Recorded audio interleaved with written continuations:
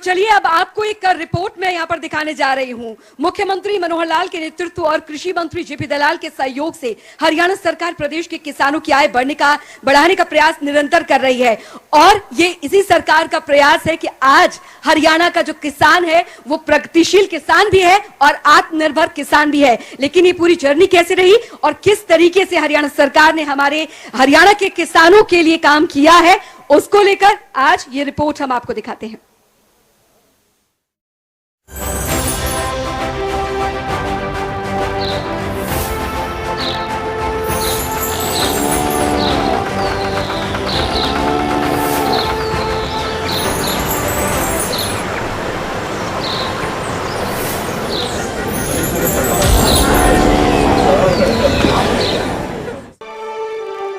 हरियाणा राज्य जिसका उदय सन 1966 में तत्कालीन पंजाब के सबसे पिछड़े इलाकों को मिलाकर हुआ था, लेकिन यहाँ के जुझारू नागरिकों की मेहनत और इच्छा शक्ति के बलबूते हरियाणा राज्य आज देश के समृद्ध राज्यों में अग्रणी है।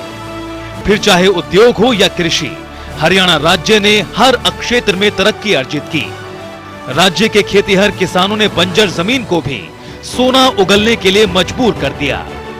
सरकार की योजनाएं और किसानों की इच्छा शक्ति ही है कि हरियाणा राज्य पूरे देश में चर्चा का केंद्र बना हुआ है। बागवानी से लेकर परंपरागत खेती जैसे गेहूं, धान उगाने वाले किसानों की हरियाणा सरकार हर संभव मदद कर रही है ताकि किसानों की आय दोगुना ही नहीं बल्कि कई गुना बढ़ाई जा सके। हरियाणा में कृषि क्षेत्र में किए जा रहे नवाचार व नई पद्धतियों को लागू करने के फलस्वरूप हरियाणा को राज्यों की श्रेणी में श्रेष्ठ राज्य कृषि नेतृत्व पुरस्कार 2021 से नवाजा गया। साल 2020 में कृषि मंत्री जेपी दलाल देश के सर्वोच्च पुरस्कार कृषि कर्मण से सम्मानित। राज्य में पहली बार डीबीटी से कई योजनाओं में किसानों को 482 करोड़ रुपए का भुगतान। धान विविधीकरण के लिए मेरा पानी मेरी विरासत योजना लागू। मेरा पानी मेरी विरासत योजना के तहत किसानों को 31 करोड़ रुपए वितरित। गन्ना किसानों को हरियाणा सरकार देश में सबसे ज्यादा रेट दे रही। हरियाणा सरकार मेरी फसल मेरा ब्यौरा का सफल कार्यक्रम चला रही है। एमएफएमबी के माध्यम से विभिन्न योजनाओं के तहत किसानों को 485 करोड़ का भुगतान। भूमि की जांच के लिए हर खेत स्वस्थ खेत अभियान जारी। परंपरागत खेती हो या बागवानी, हर क्षेत्र में हरियाणा राज्य निरंतर प्रगति की ओर अग्रसर है। बागवानी को प्रोत्साहन देने के लिए हरियाणा का कृषि विभाग कई योजनाएं चला रहा है और किसानों को सब्सिडी समेत कई योजनाओं का लाभ मिल रहा है। राज्य के किसानों का बागवानी विभाग के प्रति अटूट विश्वास बन रहा है। इसी का परिणाम है कि बागवानी विभाग नई उपलब्धियां हासिल कर रहा है। किसानों को अच्छी गुणवत्ता के पौधे मुहैया करवाने के लिए राज्य में 11 उत्कृष्टता केंद्र जारी। किसानों को योजनाओं का लाभ देने के लिए मेरी फसल मेरा ब्यौरा सफल कार्यक्रम जारी। किसानों के आर्थिक नुकसान की भरपाई के लिए भावांतर भरपाई योजना लागू। किसानों की आर्थिक सुरक्षा के लिए मुख्यमंत्री बागवानी बीमा योजना लागू की।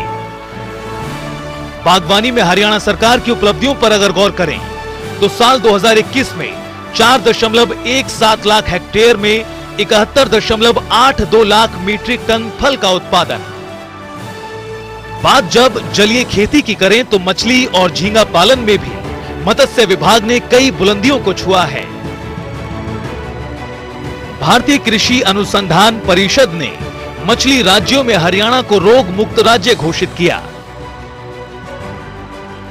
मत्स्य पालन विभाग ने सब्सिडी 20 से 60% तक की। केंद्रीय क्षेत्र की योजना के तहत ब्लू क्रांति पर खुदाई। हरियाणा देश का पहला भूमि लॉक स्टेट है जो सफेद झींगा के लिए भूमिगत खारा पानी का इस्तेमाल करता है। झज्जर में उच्च तकनीक और अल्ट्रा आधुनिक सजावटी मछली हैचरी अनुमोदित। हरियाणा गांव में बसता है और क्षेत्र में बेरोजगारी मिटाने के लिए हरियाणा की मनोहर सरकार हर कोशिश कर रही है। पशुपालन के क्षेत्र में भी हरियाणा सरकार ने कई उपलब्धियां हासिल की हैं। पशुपालन से गांव में स्वरोजगार के अवसर पैदा किए। पशुपालकों की आर्थिक सुरक्षा के लिए पशुओं का बीमा किया जा रहा है। पशुओं में होने वाली बीमारियों की रोकथाम के लिए निशुल्क टीकाकरण। पशु के स्वास्थ्य की देखभाल के लिए 24 घंटे में घर पर डॉक्टर। पशु अनुवांशिक संरक्षण और अपग्रेडेशन। दुग्ध उत्पादन और उत्पादकों को बढ़ावा दिया जा रहा है।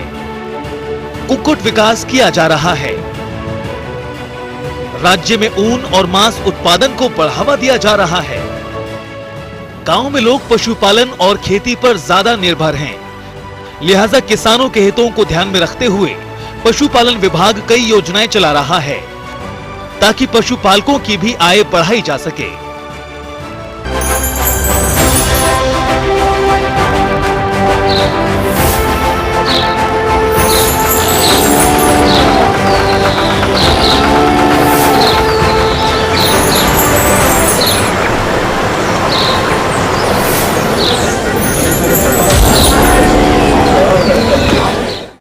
कहते हैं कि अगर देश का विकास चाहिए तो किसानों की खुशहाली बहुत जरूरी है और हरियाणा सरकार और साथ ही आज के हमारी शाम इस कार्यक्रम के जो मुख्य अतिथि हैं हरियाणा सरकार में कृषि मंत्री श्री जेपी दलाल जी के प्रयासों का ही नतीजा है कि आज पूरे देश और अंतर्राष्ट्र में हरियाणा को सिर्फ खिलाड़ियों के नाम से ही नहीं जाना जाता बल्कि यहाँ के कृषि सेक्टर को लेकर भी जाना जाता है और उन्हीं के प्रयासों का नतीजा है कि आज हरियाणा का किसान जो है वो खुशहाल है। अब मैं अनुरोध करूंगी हमारे आज की शाम के chief guest agriculture minister Shri JP Dalal ji वो मंच पर आए और हमें आज इस कार्यक्रम को संबोधित करें अपने शब्दों के माध्यम से। सर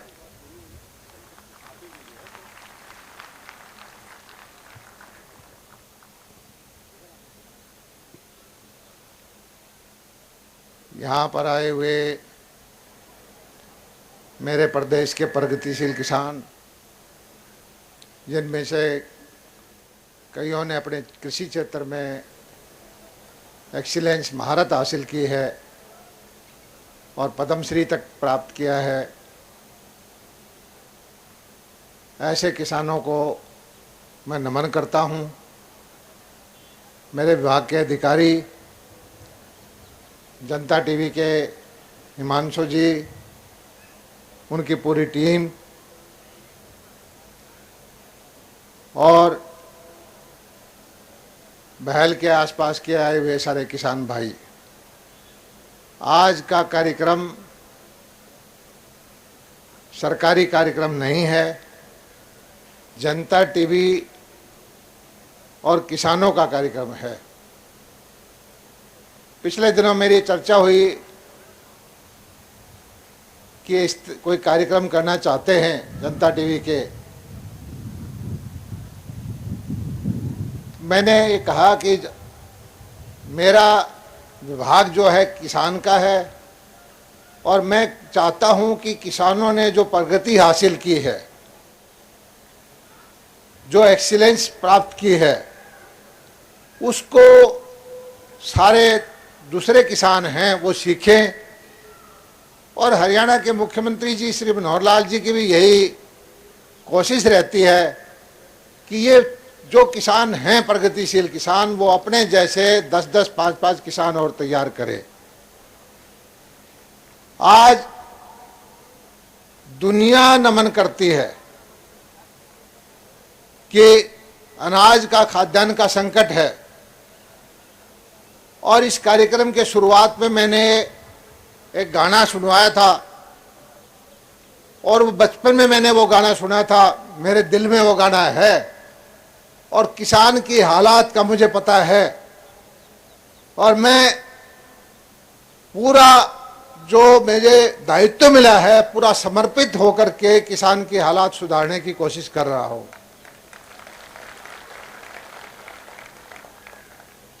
मैं तो एक चीज प्रार्थना करता हूं कि जो भी आदमी भोजन करता है किसी भी वक्त कम से कम प्रणाम करे उस किसान को जिसने वो भोजन उपलब्ध कराया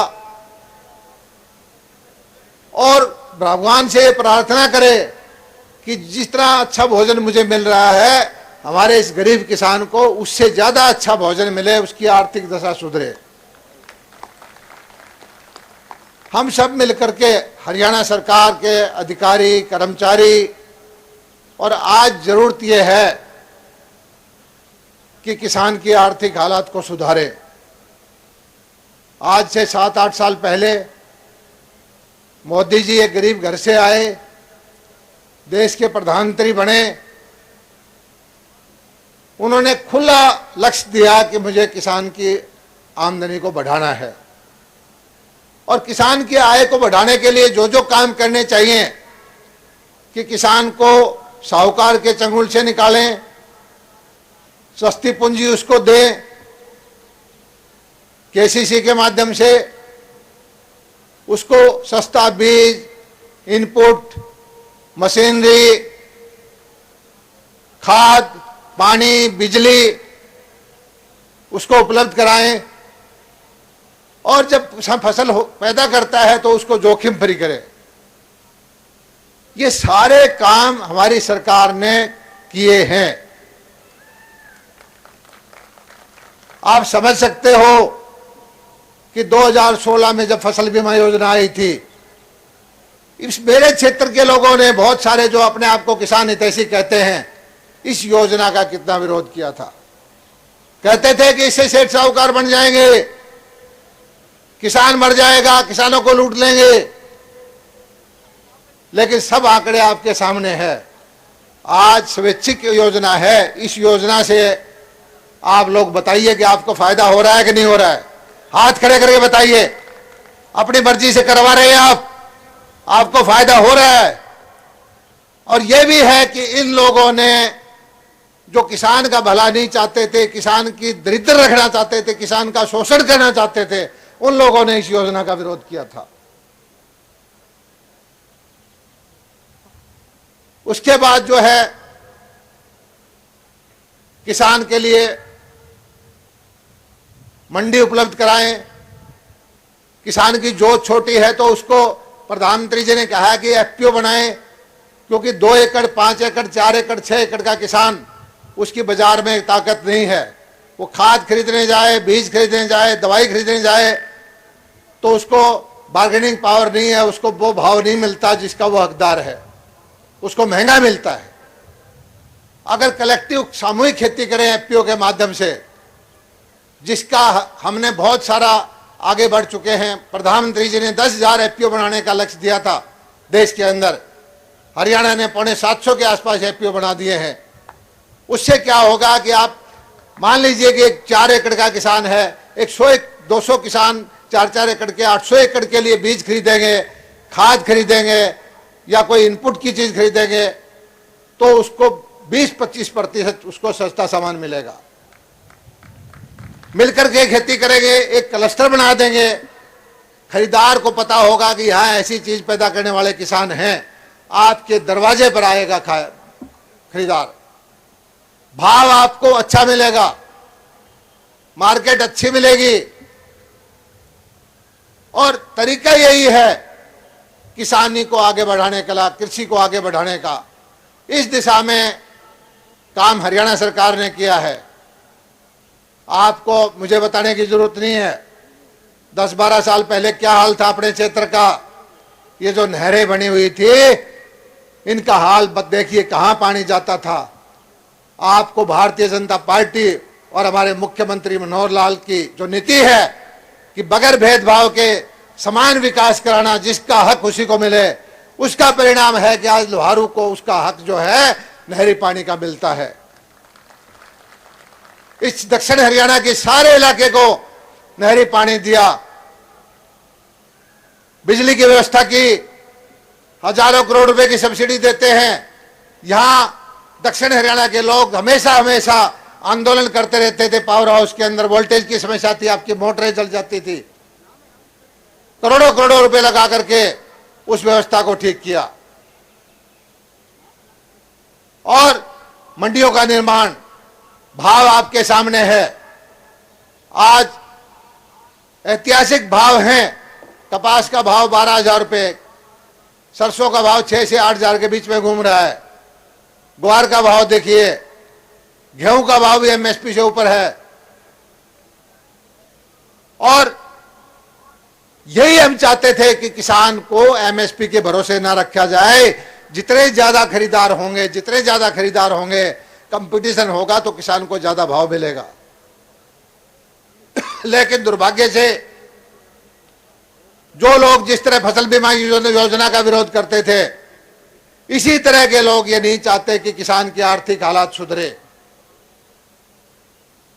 मैं तो एक ही चीज कहता हूं, सौभाग्य से आपने मुझे सेवा का मौका दिया और पूरे प्रदेश के किसानों का, मेरे दिमाग में ये गाना जो शुरू में चला था ये घूमता रहता है। मैं चाहता हूं कि किसान की आर्थिक हालात सुधरे, किसान भी अपने बच्चों को सुख सुविधा दे, किसान भी उसका मुकाबला करे मंडी वाले व्यापारी का। जो किसान की फसल बेच करके कार रखता है, 3-3 मंजिल की कोठियां बना लेता है, किसान उसका मुकाबला करे। और उस दिशा में जो काम करने हैं हरियाणा सरकार और आपका ये भाई कर रहा है। मैंने आपको बार बार कहा है कि किसान हमारे मालिक हैं, अन्नदाता हमारे मालिक हैं, और सारे अधिकारी, सारे विधायक, चुने हुए जनप्रतिनिधि, सरकार आपकी सेवक है, आपकी सेवा में लगी रहेगी। और हमारी कोशिश ये रहेगी कि इस किसान की दशा को बदले। बहुत सारे संकट आए हैं, जब किसी व्यवस्था को बदलते हैं, जमे जमाई चीज को बदलते हैं, आपके शोषण करने वाले लोग संगठित होकर के आपको बहकाते हैं, तरह तरह के आक्षेप लगाते हैं, सरकारों को बदनाम करते हैं। वो असली मकसद को छिपा लेते हैं कि वो जो सदियों से किसान का शोषण होता है, वो चाहते हैं कि किसान का ऐसे ही शोषण होता रहे।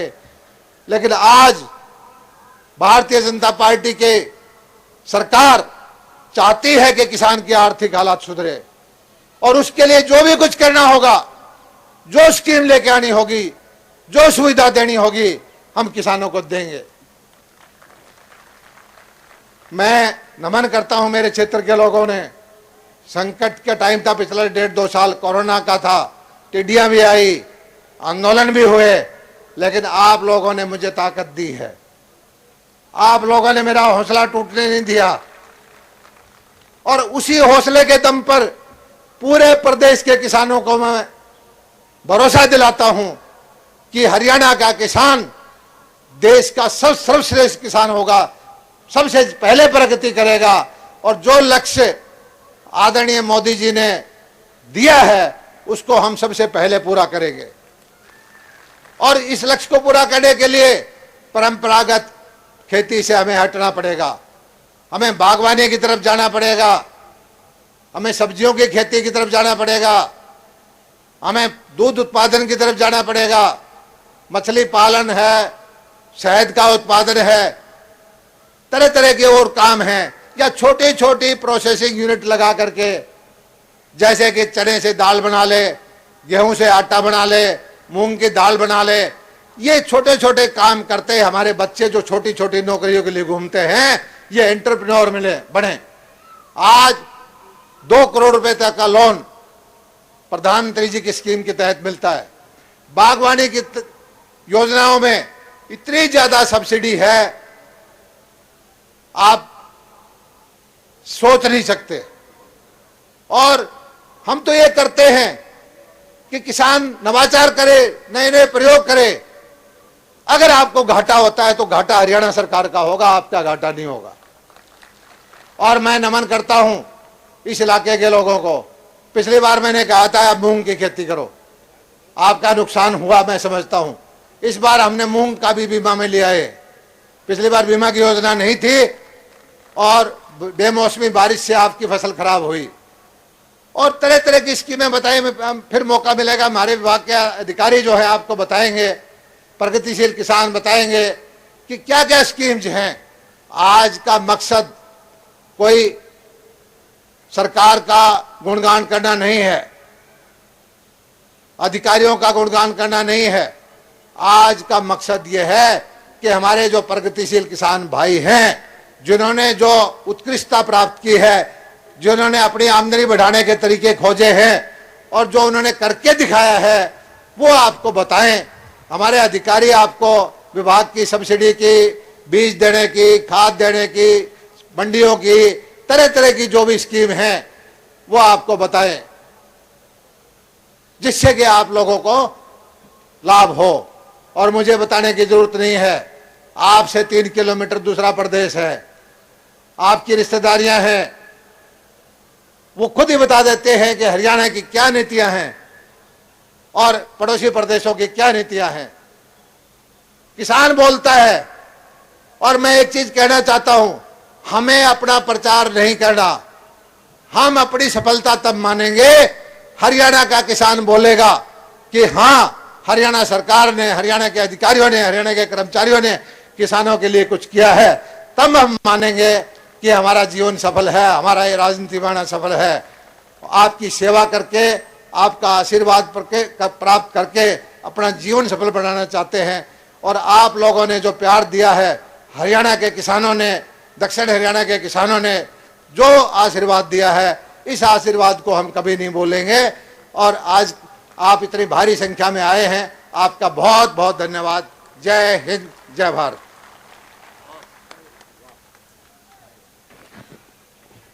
बहुत बहुत शुक्रिया सर। और आज किसान चौपाल का ये मंच और आप सभी हमारे बीच मौजूद है, हमारे देश के अन्नदाता, जो कि हम तक हमारे देश के विकास को और आगे बढ़ाते हैं।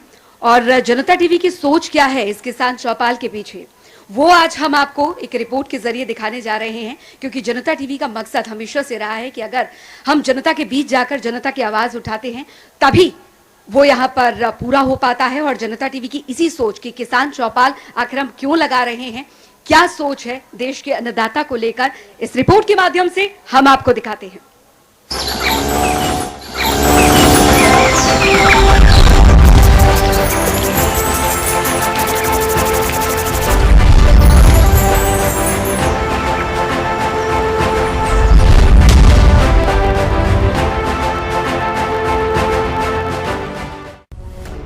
जनता टीवी आज कृषि रत्न सम्मान समारोह का आयोजन कर रहा है।